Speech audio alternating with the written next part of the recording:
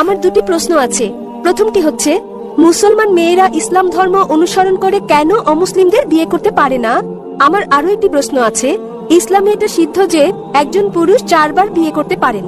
দ্বিতীয় বিয়ের ক্ষেত্রে প্রথম স্ত্রীকে কি জানাতে হয়, নাকি না জানিয়ে দ্বিতীয় বিয়ে করা যায়?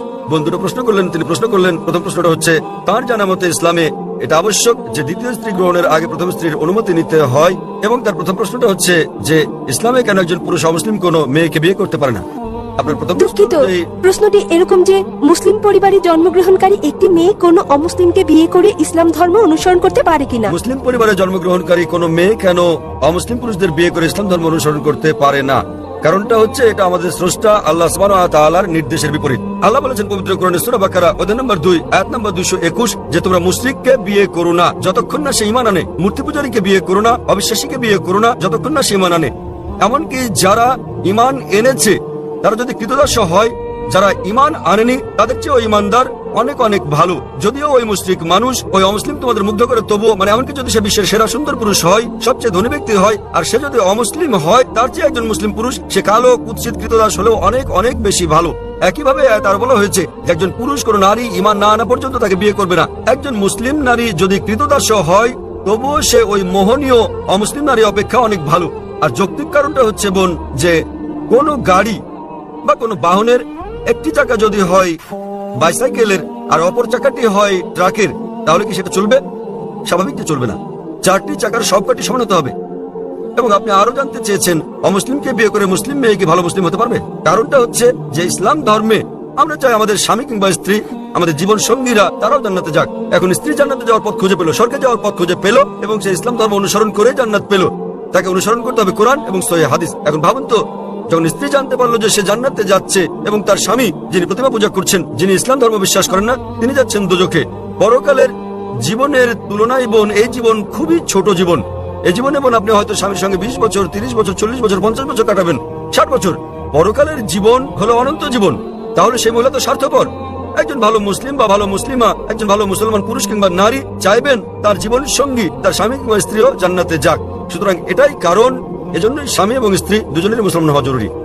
আপনার দ্বিতীয় প্রশ্নের ব্যাপারে বলি, মুসলিম পুরুষের দ্বিতীয় স্ত্রী গ্রহণের আগে প্রথম স্ত্রীর অনুমতি নেয়ার বাধ্যবাধকতা আছে কিনা? নিকাহনামায় উল্লেখ না থাকলে এটা আবশ্যকীয় নয়। যদি নিকাহনামায় উল্লেখ থাকে, বিয়ের চুক্তিতে উল্লেখ থাকে, যদি স্ত্রী বলে থাকেন যে আমি জীবিত থাকা পর্যন্ত তুমি দ্বিতীয় স্ত্রী গ্রহণ করবে না, তখন এটা আবশ্যকীয়। যদি নিকাহনামায় না থাকে এটা, তাহলে আবশ্যকীয় নয়। তবে অন্তত তাকে অবহিত করতে হবে। কেন? দ্বিতীয় স্ত্রী গ্রহণের নিয়মের এটা একটা অংশ বলতে পারেন। কোরআনে বলা হয়েছে সূরা নিসা অধ্যায় 4 আয়াত নম্বর 3, তোমাদের পছন্দের নারীদের বিয়ে করো 2, 3 বা 4 জনকে, তবে সুবিচার করতে না পারলে একজনকে।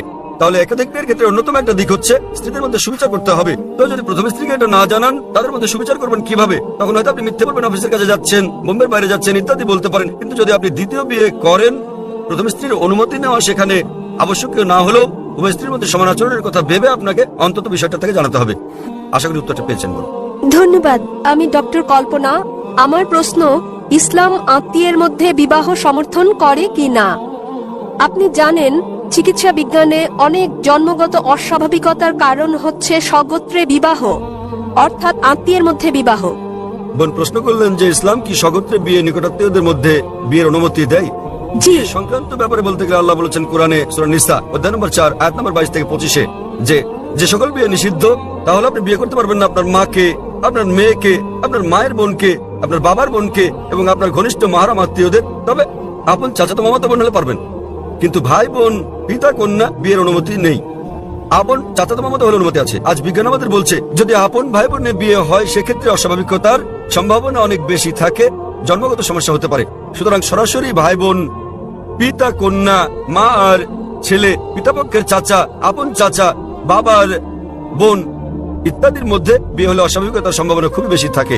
তাই ইসলাম এসব বিয়ে নিষেধ করেছে। কিন্তু আপন চাচাতো মামাতো হলে অনুমতি আছে, ইসলাম এটার অনুমতি দিয়েছে। আর বিজ্ঞান আজ আমাদের বলছে এমনকি চাচাতো মামাতো ফুফাতো ভাই বোনের ক্ষেত্রে এর সম্ভাবনা আছে, তবে খুবই কম। জন্মগত সমস্যা হতে পারে যদি দুই ব্যক্তি, পুরুষ মহিলা অপরিচিত হয়, তারা যদি পরস্পরের আগে থেকে আত্মীয় নাও হয়, তবুও জন্মগত সমস্যা হতে পারে। তাহলে বোঝা যাচ্ছে জন্মগত সমস্যা কেবল আত্মীয়ের মধ্যেই হয় না, তবে সমস্যা অত্যাধিক বেশি থাকে সরাসরি আপন ভাই বোন, বাবা অথবা মা, আপন চাচা হলে। আপন চাচাতো মামাতো ফুফাতো ভাই বোনের মধ্যে সম্ভাবনা কিছুটা বেশি অপরিচিতের তুলনায়, তবে পার্থক্যটা খুবই ক্ষীণ। তবে আমাদের শাখারের মধ্যে এরকম একটা হাদিস আছে, যে হাদিসে প্রিয় নবী বলেছেন যে অব্যাহতভাবে বংশানুক্রমে আপন চাচাতো মামাতো ফুফাতো ভাই বোনের মধ্যে বিয়ে করো না। তাই বংশানুক্রমে আপন আত্মীয়দের মধ্যে বিয়ে অব্যাহত রাখলে সমস্যা হতে পারে। অন্যথায় এমনকি মেডিকেল সায়েন্স বলছে বংশানুক্রমিক না হলে সমস্যা নেই, তবে যদি আপন কাজিনদের মধ্যে বিয়ে অব্যাহত রাখা হয়, যেমন ধরেন কাজিন আবারও কাজিন আবারও কাজিন, তাহলে সম্ভাবনা কিছুটা বাড়ে। এমনিতে সাধারণভাবে কোনো সমস্যা নেই। আশা করি উত্তরটা পেয়েছি। আপনাকে ধন্যবাদ। আমার প্রশ্ন, ইসলামে কেন নারীদেরকে তাদের স্বামীকে তালাক দেওয়ার অনুমতি দেয়া হয়নি? বোন প্রশ্ন করলেন যে কেন নারীদেরকে স্বামীকে তালাকের অনুমতি দেওয়া হয়নি। তালাক প্রসঙ্গে বলতে গেলে বোন বিস্তৃতভাবে আপনি তালাককে 5 ক্যাটাগরিতে ভাগ করতে পারেন। একটা হচ্ছে স্বামী এবং স্ত্রীর পারস্পরিক সম্মতিতে, এটা প্রথম ক্যাটাগরি। দ্বিতীয় ক্যাটাগরি স্বামীর ইচ্ছায় একতরফা ভাবে। তৃতীয় ক্যাটাগরি যদি নিকাহনামায় উল্লেখ করা হয়ে থাকে, একজন নারী যখন একজন পুরুষকে বিয়ে করেন তখন যদি তিনি চুক্তির মধ্যে এটা উল্লেখ করেন। কোরআনে কর্তৃত্ব পুরুষকে কেন দেওয়া হয়েছে ব্যাপারে আমি পরে আলোচনা করব। তবে নিকাহনামায় যেহেতু বিয়ে হচ্ছে একটা বৈবাহিক চুক্তি, একজন নারী যে কোনো শর্ত জুড়ে দিতে পারেন, এ ব্যাপারে নিষেধ নেই কোরআনে। এই শর্তও দিতে পারেন যে আমি চাই না আমার স্বামী দ্বিতীয় স্ত্রী গ্রহণ করুক, কারণ একজনের বেশি স্ত্রী গ্রহণ ইসলামে আবশ্যকীয় নয়। এতে রাজি থাকলে বিয়ে হবে, না হলে হবে না। মহিলা অন্য একজন পুরুষ, পুরুষ অন্য একজন নারী খুঁজে নেবে। নারী এই শর্ত দিতে পারেন যে যতদিন আমি জীবিত আছি ততদিন তুমি দ্বিতীয় স্ত্রী গ্রহণ করো, আমি চাই না সেটা। কিন্তু আপনি কোরআন পরিপন্থী কোনো শর্ত দিতে পারবেন না। আপনি এমন শর্ত দিতে পারবেন না যে আমি চাই না তুমি নামাজ আদায় করো, কারণ নামাজ আদায় করাটা হচ্ছে অবশ্যই কর্তব্য। আপনি এমন শর্ত দিতে পারেন না যে ঐচ্ছিক। অনুরূপভাবে নারী এমন শর্ত দিতে পারেন যে আমার একতরফা তালাক দেওয়ার এখতিয়ার থাকবে, একে বলে তালাকে তাফবিজ অথবা ইসমা। তৃতীয় ক্যাটাগরি। চতুর্থ ক্যাটাগরি হচ্ছে তিনি শর্তের মধ্যে উল্লেখ করেন নাই কিন্তু এখন তিনি তালাক চান, এক্ষেত্রে তিনি স্বামীকে তালাকের জন্য অনুরোধ করতে পারেন, আমি তোমার সঙ্গে থাকতে চাই না। স্বামীর কাছে তালাকের অনুরোধ জানালে একে বলে খোলা। এবং পঞ্চম ক্যাটাগরি, যদি স্বামী রাজি না হয়, স্বামী তার সঙ্গে দুর্ব্যবহার করে, সেক্ষেত্রে তিনি কাজীর কাছে যেতে পারেন, বিচারকের কাছে যেতে পারেন এবং তিনি নিকাহে ফাস বা বিবাহ বাতিল করতে পারেন। স্বামী খারাপ ব্যবহার করলে, স্ত্রীর অধিকার না দিলে তিনি বিচারকের কাছে যেতে পারবেন, বিবাহ বাতিল করতে পারবেন। তাহলে একজন মহিলাও তালাক দিতে পারেন। তবে স্বাভাবিক পরিস্থিতিতে পুরুষদেরই এই ক্ষমতা দেওয়া হয়েছে। কেন? কারণ বিয়ের সময় যে ব্যক্তি ক্ষতিগ্রস্ত হয় তিনি পুরুষ, নারী নন। নারী লাভবান। যদি আপনি আমার কথা শুনে থাকেন, গত শনিবারে ইসলামে নারীর অধিকার, অধীনতা না সুরক্ষা এ ব্যাপারে আমি সেখানে বলেছি যে বিয়ের সময় নারীদের প্রাপ্তিযোগ ঘটে। কোরআনে বলা হয়েছে সূরা নিসা অধ্যায় 4 আয়াত নম্বর 4 যে নারীদেরকে দিয়ে দাও বিবাহের সময় বৈবাহিক পুরস্কার মোহর। বিয়ের সময় স্বামী স্ত্রীকে দিয়ে থাকে নির্দিষ্ট পরিমাণ অর্থ মোহর। মোহর যে কোনো পরিমাণ হতে পারে। তাহলে ভাবুন, নারীর বিয়ের আগে এটা পুরুষের কর্তব্য, অর্থাৎ পিতা এবং ভাইয়ের কর্তব্য। বিয়ের পর এ দায়িত্ব তার স্বামীর আর ছেলের তার অন্ন, বস্ত্র, বাসস্থান সহ সব আর্থিক বিষয়গুলো দেখা। যদি তালাক হয়ে যায় তাহলে তার দেখাশোনার দায়িত্ব হচ্ছে পিতামাতার। পিতামাতা না থাকলে সমাজের দায়িত্ব তার দেখাশোনা করা। সমাজ না করলে ইসলামী রাষ্ট্রের দায়িত্ব তার দেখভাল করা। তাই সে আর্থিক দিক থেকে নিরাপদ। যদি তালাক হয়ে যায়, পুরুষ তালাক দেয় তো তার মোহর লস, কিন্তু নারীর প্রাপ্তিযোগ আছে। এখন তার বিয়ের সম্ভাবনা রয়েছে, আবার বিয়ে করলে সে নতুন মোহর পায়। আর পুরুষ যদি আরেকজন নারীকে বিয়ে করতে যায়, নতুন করে মোহর দিতে হবে। যদি পুরুষ কর্তৃক নারীকে দেওয়া হয় তাহলে বিয়ের পর সে তালাক দিয়ে অর্থ উপার্জন করতে থাকবে, তার ক্ষতিগ্রস্ত কে? পুরুষ। সুতরাং সর্বশক্তিমান আল্লাহ অন্যভাবে পুরুষের মর্যাদা রক্ষা করে থাকেন। অন্যথায় ইসলামে পুরুষের অধিকার শীর্ষক লেকচার দিতে হবে। কারণ তালাক হলে পুরুষ নারীর চেয়ে আর্থিক ও অন্যান্য দিক দিয়ে বেশি ক্ষতিগ্রস্ত হয়। নারী নিরাপত্তা পায় পরিবার থেকে, সমাজ থেকে, রাষ্ট্রের কাছে, পুরুষ তা পায় না। তাই এইসব কারণে আল্লাহ সর্বশক্তিমান ঈশ্বর পুরুষকে নিরাপত্তা দিয়েছেন। তথাপিও নারী চাইলে বৈবাহিক চুক্তিতে উল্লেখ করলে সে নিজেও তালাক দিতে পারবে, অথবা সে তালাক দেওয়ার জন্য স্বামীকে অনুরোধ করতে পারে, যাকে বলে খোলা। অথবা স্বামী খারাপ ব্যবহার করলে বিচারকের কাছে যেতে পারে এবং বিবাহ বাতিল করে দিতে পারে, যাকে বলে নিকাহে ফাস। আশা করি উত্তরটা পেয়েছেন। জি, আপনাকে ধন্যবাদ। আমি হাইকোর্টের একজন উকিল। আমি হিন্দু, বিয়ে হয়েছে খ্রিস্টানের সঙ্গে। আমার মনে এই প্রশ্নটি এসেছে মানুষ হত্যার ব্যাপারে ডাক্তার সাহেবের চিন্তা ভাবনা এবং ইসলামের শিক্ষার কথা শোনার পর। যদি হত্যা করা ইসলামে কঠোরভাবে নিষিদ্ধ হয়, তাহলে কেন মুসলমানদের আধ্যাত্মিক নেতারা জিহাদের নামে যে হত্যাকাণ্ড চলছে তার প্রকাশ্য সমালোচনা ও বিরোধিতা করছেন না? মুসলমানরা কিভাবে কতিপয় মুসলমানের ইসলামের অপব্যবহার ও অপব্যাখ্যা মেনে নিচ্ছেন, যারা সারা বিশ্বে মুসলমানদের নামে কলঙ্ক লেপন করছেন? বোন সুন্দর একটা প্রশ্ন করলেন। বললেন যে তিনি ইসলামের শিক্ষা থেকে অনুপ্রাণিত হয়েছেন, ইসলাম নিরপরাধ মানুষ হত্যার বিপক্ষে, কিন্তু তবুও কেন সব মুসলিম নেতারা একত্রিত হয়ে এর নিন্দা করে না যেসব হত্যাকাণ্ড চলছে জিহাদের নামে, এবং এ ধরনের কিছু কুলাঙ্গারের কারণে ইসলাম কলুষিত হচ্ছে? বোন, বিস্তারিত জবাবের জন্য আপনাকে 1 বছর আগে 2008 সালের নভেম্বরে বিগত শান্তি সম্মেলনে আমার আলোচনার শেষ দিকের কথাগুলো শুনতে হবে। দ্বিতীয় আন্তর্জাতিক শান্তি সম্মেলনে আমার শেষ বক্তব্যটার বিষয় ছিল মিডিয়া এবং ইসলাম, যুদ্ধ না শান্তি। প্রধানত যারা দোষী তারা হচ্ছে মিডিয়া। মিডিয়ায় কোন সম্প্রদায়ের কুলাঙ্গারদের খুঁজে বের করে এবং তাদেরকে এমন ভাবে তুলে ধরে যেন তারাই হচ্ছে অনুসরণীয় মুসলিম। এটাই হচ্ছে মিডিয়া। তাই মিডিয়ায় যে আপনারা দেখছেন সেগুলো ঘটনার বাস্তব চিত্র নয়। কোরআনে পরিষ্কার ভাবে বলা হয়েছে সূরা মাইদা অধ্যায় 5 আয়াত 32 যে যদি কেউ কোনো মানুষকে হত্যা করে, হোক মুসলিম বা অমুসলিম, সেটা যদি হত্যার অপরাধ বা দেশে বিশৃঙ্খলা সৃষ্টির অপরাধে না হয় তাহলে সেজন্য সমগ্র মানবজাতিকে হত্যা করলো, এবং যদি কেউ কোনো মানুষের জীবন রক্ষা করে তাহলে সেজন্য পুরো মানবজাতিকে রক্ষা করলো। সুতরাং কোনো নিরপরাধ মানুষকে হত্যা করা হচ্ছে পাপ ইসলামে। এটা কেবল পাপই না, এটা সমগ্র মানবজাতিকে হত্যা করার মতো পাপ। তাই যারা হত্যাকাণ্ড ঘটায়, বিভিন্ন ঘটনা ঘটে, রাস্তা দিয়ে চলার সময় বোমা বিস্ফোরণ ঘটে ইত্যাদি, নিরপরাধ মানুষকে হত্যা করা সম্পূর্ণ নিষিদ্ধ। এটা অত্যন্ত পরিষ্কার। এবং যখন আমি গেছিলাম ইউএসএ, যখন গেছিলাম ইউকে, যে মুসলিম সংগঠনগুলো রয়েছে তারা নিন্দা জানিয়েছে। আপনারা জানেন লন্ডনে পাতাল রেল স্টেশনে বোমা বিস্ফোরণ ঘটেছিল, আমরা তার নিন্দা জানিয়েছি। আমি ইউএসএ গিয়েছি, দেখেছি যে মুসলিম সংগঠন 9/11 ঘটনা নিন্দা জানিয়েছে। আমি তাদের সঙ্গে একমত, তাদের সঙ্গে আমি একমত। 9/11 যে ঘটেছিল, কয়েক হাজার মানুষ নিহত হয়েছিল, এটা নিন্দনীয় কাজ। কে এটা করেছে আমি জানি না, আমি বলছি না যে মুসলিমরা করেছে, এটা হচ্ছে মিডিয়া। তারা বলছে কোনো প্রমাণ নেই, কোনো প্রমাণ নেই। কিন্তু যে করুক না কেন, ইন্টারনেটে ঢুকলে আপনি দেখবেন অনেক প্রামাণ্য চিত্র আছে যাতে দেখানো হয়েছে যে এটা সরকারের কাজ, অভ্যন্তরীণ ষড়যন্ত্র। জর্জ বুশ করছে, এটা আমি জানি না কে করেছে। তবে যাই করুক, 9/11 টুইন টাওয়ারে বোমা হামলার ঘটনায় হাজার হাজার নিরপরাধ মানুষ হত্যা করা, এটা নিন্দনীয়। 50 জনের বেশি মানুষ মারা গেছে লন্ডনের বাতালের বোমা হামলার ঘটনায়, সেটাও নিন্দনীয়। 2 বছর আগে জুলাই মাসে বোম্বেতে ট্রেনে যে বোমা হামলার ঘটনা ঘটে, সেখানে 100-রও বেশি মানুষ নিহত হয়, এটাও নিন্দনীয়। কিন্তু এখানে থামলে চলবে না। একইভাবে আমি আফগানিস্তানে হাজার হাজার মানুষ হত্যারও নিন্দা জানাই, নিন্দা করি। ইরাকে হাজার হাজার মানুষ হত্যার, ফিলিস্তিনে হাজার হাজার মানুষ হত্যার নিন্দা করি। আমি একে সে সন্ত্রাসবাদ বলি। আপনারা জানেন তারা কি করছে? তারা ক্ষেপণাস্ত্র পাঠাচ্ছে, তারা পাঠাচ্ছে বোমা। আপনারা জানেন ফিলিস্তিনিরা তারা লড়াই করছে ইটপাটকেল দিয়ে, আর তাদেরকে বলা হচ্ছে সন্ত্রাসী। আপনারা জানেন আমেরিকা বোমা পাঠাচ্ছে, প্যাট্রিয়ট ক্ষেপণাস্ত্র, গুচ্ছ বোমা পাঠাচ্ছে। এই গুচ্ছ বোমা যখন কোথাও পড়ে তখন এটা অনেকগুলো বোমায় বিভক্ত হয়। এভাবে হাজার হাজার আফগানকে হত্যা করা হচ্ছে। কিন্তু কেন? এটা কাপুরুষোচিত কাজ।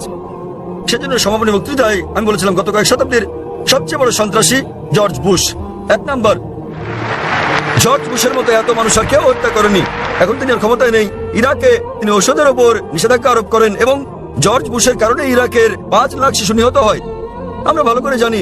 এমনকি যদি একমত হয়ে যায় সেখানে একজন লোক লুকিয়ে আছে, এই লোকটি যে বিন লাদেন তার তো কোনো প্রমাণ নেই। যদি তিনি লুকিয়েও থাকেন, ভাবুন সেক্ষেত্রে আপনি একজন মানুষের জন্য হাজার হাজার মানুষকে হত্যা করছেন। এটা দুঃখজনক। আমরা দেখতে পাচ্ছি যে এটা মিডিয়া তুলে ধরছে। মিডিয়া যা তুলে ধরছে তা হচ্ছে মুসলিমরা এই কাজ করেছে। আমি জানি বোন কুলাঙ্গার আছে, আমাদের সম্প্রদায় কুলাঙ্গার আছে, সব সম্প্রদায় তো কুলাঙ্গার রয়েছে। ভারতীয় মিডিয়া কাশ্মীর নিয়ে কথা বলে, কতবার বলেছে আসাম নিয়ে, নকশাল মাওবাদীদের নিয়ে। আপনি জানেন ভারতের জন্য সবচেয়ে বড় হুমকি হচ্ছে মাওবাদীরা। তারা কি করছে? তারা থানায় বোম মারছে, তারা পুলিশ হত্যা করছে। ভারতের বেশিরভাগ হত্যাকাণ্ডই ঘটায় মাওবাদীরা, কমিউনিস্টরা, এলটিটি, হিন্দুরা। কিন্তু কে তাদেরকে বলছে হিন্দু সন্ত্রাসী? আপনি আসামে গেলে দেখবেন খ্রিস্টান সন্ত্রাসী। হিন্দুরা যখন সন্ত্রাস করে তখন আপনারা বলেন এলটিটিই, লিবারেশন তামিল টাইগার্স ইলম। আপনি যুক্তরাজ্যে গেলে দেখবেন আইআরএ, আইরিশ রিপাবলিকান আর্মি। তারা ক্যাথলিক। প্রোটেস্ট্যান্ট আর ক্যাথলিকদের মধ্যে বিস্তর তফাৎ রয়েছে। কেউ তাদেরকে ক্যাথলিক সন্ত্রাসী বলছে না কেন? তাহলে আমরা কি দেখছি? কোন ধর্ম নিরপরাধ মানুষকে হত্যা করতে শেখায় না, কিন্তু মুসলিমদের চেয়ে অমুসলিমরা বেশি নিরপরাধ মানুষকে হত্যা করছে। তথাকথিত মুসলমান যারা নিরপরাধ মানুষকে হত্যা করে তারা আসলে মুসলিম নয়, তারা কোরআন এবং নবীর শিক্ষা অনুসরণ করে না।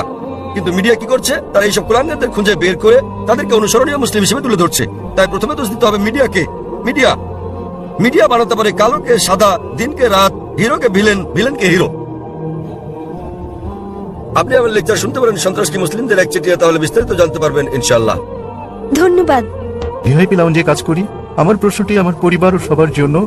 সকল গ্রন্থে লেখা হয়েছে ঈশ্বর একই রকম ও ঈশ্বর একজন। তাহলে যখন আমি আপনাকে বলি আসসালামু আলাইকুম, তখন আপনি আমায় বলতে পারেন হারি ওম কিংবা হারি ওম শান্তি। আসসালামু আলাইকুম মানে আপনার উপর শান্তি বর্ষিত হোক, এবং ওম শান্তি মানেও আপনার উপর শান্তি বর্ষিত হোক। তাহলে কেন আপনি ওম শান্তি বলতে পারছেন না? ভাই প্রশ্ন করলেন যে আমরা বলি আসসালামু আলাইকুম মানে আপনার উপর শান্তি বর্ষিত হোক, ওম শান্তি মানে আপনার উপর শান্তি বর্ষিত হোক। শান্তিতে কোনো সমস্যা নেই, সমস্যা হচ্ছে ওম। সমস্যা কি স্যার? এই ওম হিন্দুরা ভাবে ওম মানে ঈশ্বর, ওম। শান্তিতে কোনো সমস্যা নেই। যদি ভাষান্তর করেন আসসালামু আলাইকুম, আপনার শান্তি হোক, কোনো সমস্যা নেই।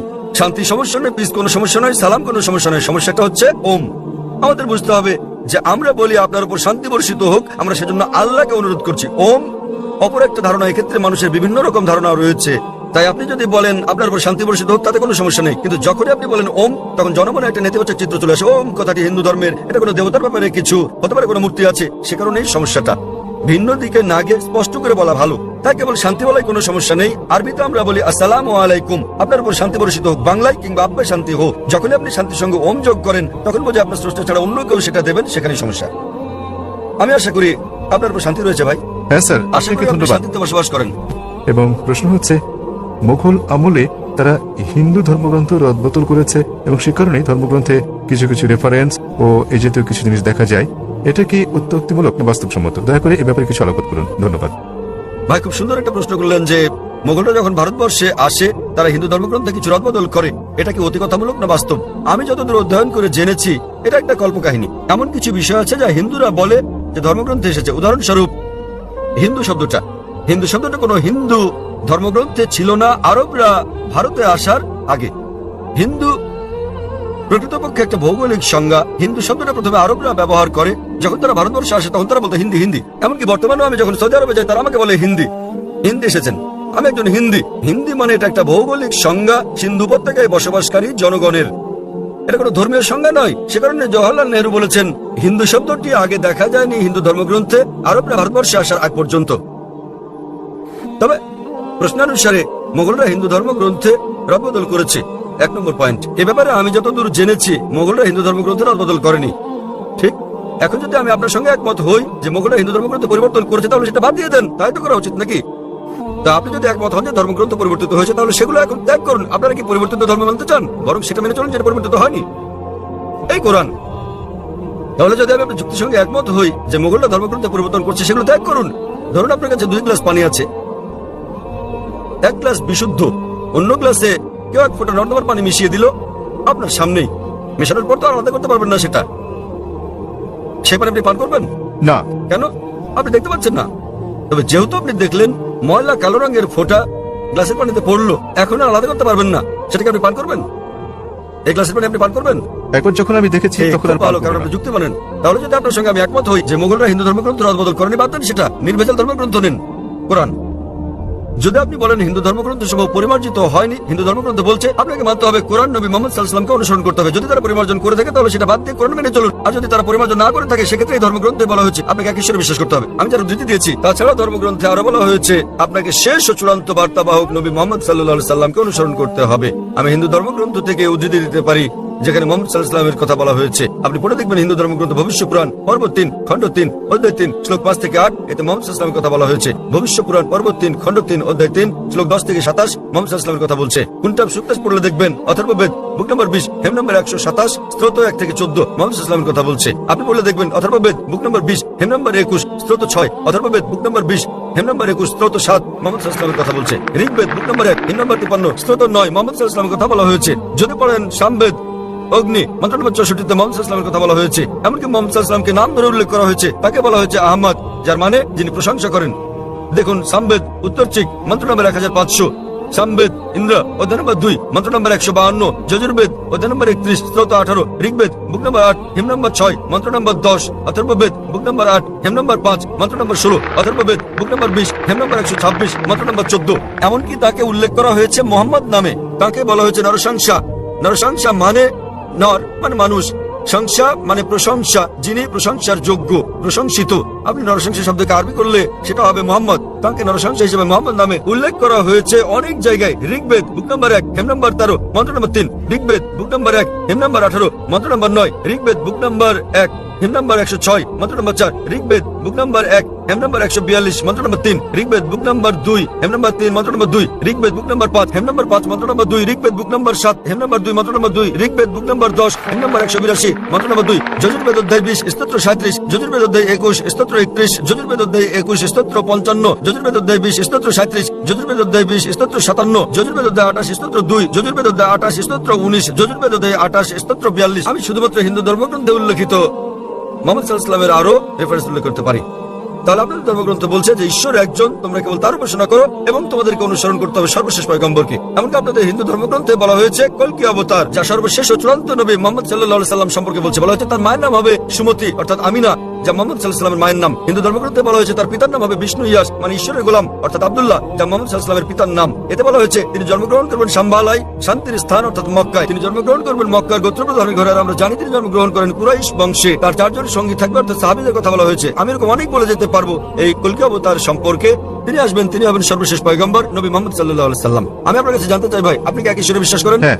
আপনি কি বিশ্বাস করেন যে প্রতিমা পূজা বলতে কিছু নেই? হ্যাঁ, আমি প্রতিমা পূজায় বিশ্বাস করি না। আজাদ ময়দানে আপনার বক্তৃতা শোনার পর থেকে। মাশাআল্লাহ। সুতরাং আপনি জানেন ওইসব ব্যাপারে আমার ধারণা স্পষ্ট, এবং অনেক সময় ধরে আমি আপনার বক্তব্য শুনেছি, তাতে আমার মনে প্রশ্ন জেগেছে, আমি তার উত্তর জানতে চেয়েছি, তাই সেটা শুনতে তাহলে চেয়েছি। আপনি বিশ্বাস করেন যে নবী মুহাম্মদ সর্বশেষ ও চূড়ান্ত পয়গম্বর? হ্যাঁ, আমি লা ইলাহা ইল্লাল্লাহু মুহাম্মাদুর রাসূলুল্লাহ বিশ্বাস করি। মাশাআল্লাহ, হ্যাঁ, মাশাআল্লাহ, আমার ধারণা অনেক স্পষ্ট, এবং মাশাআল্লাহ। আল্লাহ আপনাকে পুরস্কৃত করুন। আমি আপনাকে ধন্যবাদ জানাই অন্তর থেকে। আপনি ভালো কাজ করছেন, আমাদের মতো সব মানুষের ভুল ধারণা দূর করে মাশাআল্লাহ, দিচ্ছেন। আল্লাহ আপনাকে পুরস্কৃত করুন। এবং ইসলামে যে নিজের ইচ্ছাকে আল্লাহর কাছে সমর্পণ করে সে মুসলিম। যদি আপনি নিজের ইচ্ছাকে সমর্পণ ঠিক করেন একদম আল্লাহর ঠিক কাছে, স্যার। আপনার বক্তব্যে বাধা দেওয়ার জন্য দুঃখিত। তবে যখন লোকেরা আমাকে প্রশ্ন করে কি আপনার ধর্ম কি, এবং আপনি জানেন আমি গুজরাটি ভাষায় কথা বলি, যখন তারা আমায় জিজ্ঞেস করে আমার ধর্ম কি, যখন আমি আপনার বক্তব্য শুনলাম, আপনি জানেন মুসলমানের সংজ্ঞা হচ্ছে যে ব্যক্তি আল্লাহ সুবহানাহু ওয়া তাআলার কাছে আত্মসমর্পণ করে, এবং সেই কারণে আমি তাদেরকে বলি আপনি জানেন আমি একজন মুসলমান। শুনে তারা আল্লাহ আপনাকে দুঃখ পায় বলে মনে হয়।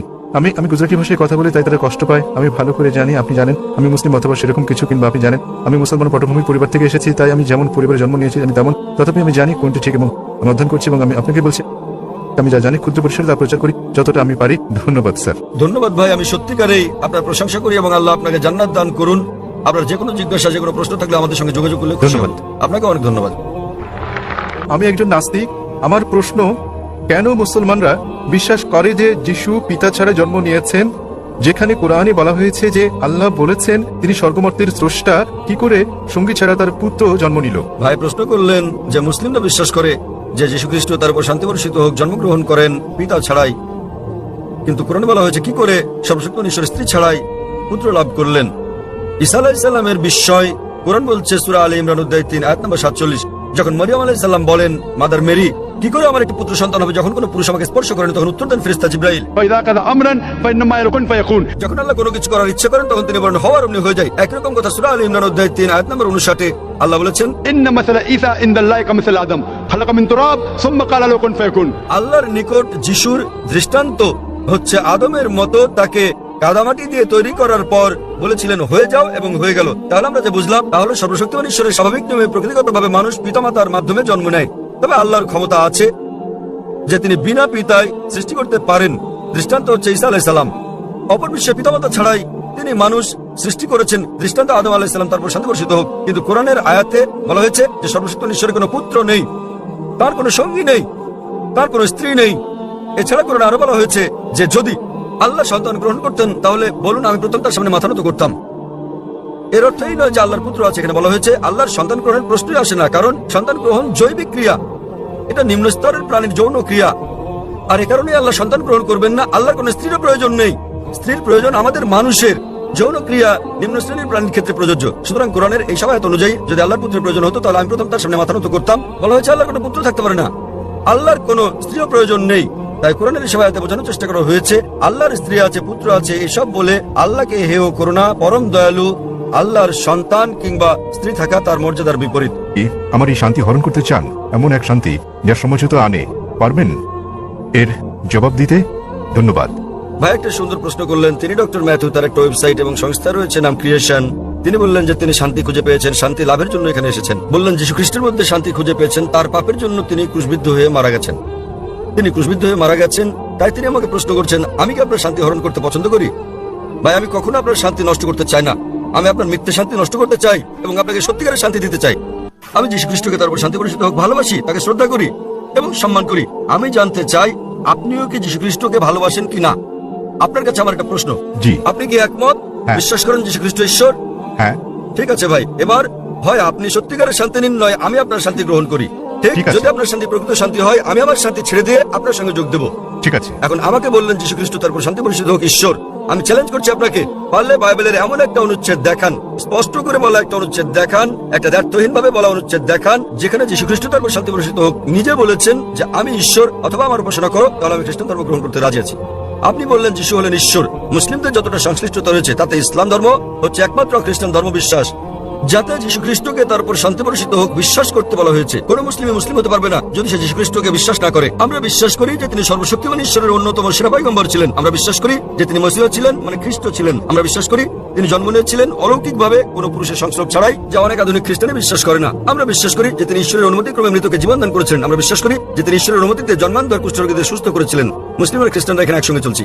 কিন্তু পার্থক্য আছে, যেমনটা আপনি বললেন, যে বেশিরভাগ খ্রিস্টান বিশ্বাস করেন যে যীশু খ্রিস্ট নিজেকে ঈশ্বর দাবি করেছেন। পরিষ্কার করে বলা এমন একটিও উক্তি নেই সম্পূর্ণ বাইবেলে যেখানে যীশু খ্রিস্ট নিজেকে বলেছেন যে আমি ঈশ্বর কিংবা আমার উপাসনা করো। যদি এরকম উক্তি দেখাতে পারেন, আমি খ্রিস্ট ধর্ম গ্রহণ করতে প্রস্তুত। যদি তিনি না বলে থাকেন, তাহলে কেন আপনারা বিশ্বাস করেন তিনি ঈশ্বর? আর কোথায় যীশু খ্রিস্ট নিজে বলেছেন যে আপনাদের পাপ নিয়ে তিনি ক্রুশবিদ্ধ হয়ে মারা গেছেন? এই শিক্ষাটা হচ্ছে পলের। আপনারা কি পলকে না যীশু খ্রিস্টকে তার উপর শান্তি বর্ষিত হোক অনুসরণ করছেন?